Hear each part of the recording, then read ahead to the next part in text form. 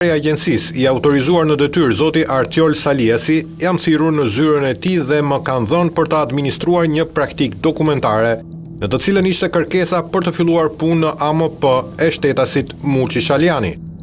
Bashkëlidhur kërkesës ishte dhe dokumentacioni tjetër që përbëhej nga vërtetime të ndryshme nga institucionet.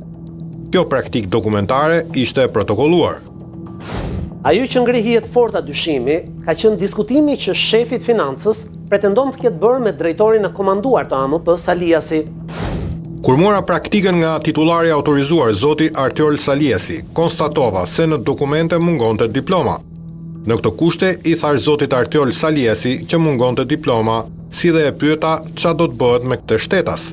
Artioli mu përgjigj që do ta marrim përkohësisht për 3 muaj, sepse e kemi emergjente. E quajmë si periudhë trajnimi dhe më pas bëjmë shpalljen vakant dhe e fusim me konkurim me që plotëson kriteret.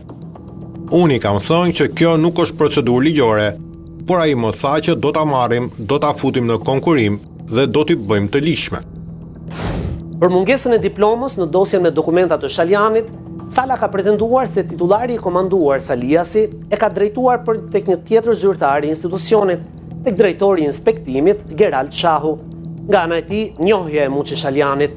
Sipas Salës, situata u zgjidh me një foto. Kur fola me Geraldin, ai më dërgoi foton e diplomës dhe unë i kam thënë që të lidhej me specialisten Elda Uku. Ata janë lidhur dhe kanë administruar dokumentacionin. Në vijim janë hartuar urdhrin numër 675, datë 15/9/2025, për pranimin e përkohshëm në detyrë të një aplikanti në AMP dhe kontratë pune e përkohshme 3 mujore, numër 3568, datë 15/9/2025. Këto dokumente u përpiluan pasi u krijua bindja mbi bazën e shkresave përkatëse nga policia dhe shish. Në shpjegimet e dhëna para prokurorëve, Gzim Sala ka këmbgulur se procedura e punësimit të Muçi Shalianit ka qenë e rregullt sipas kodit punës. Specialistja e burimeve njerëzore në AMP, Elda Uku, funksionarja që konceptoi urdhrin dhe kontratën, ka pretenduar si lapsus njerëzor faktin që ka harruar të citojë dispozitën e rregullores që përcakton pranimin dhe emërimin në detyrë. Ndërkohë ajo konfirmon se Shaliani nuk i është nënshtruar asnjë konkurimi për të bërë pjesë e AMP.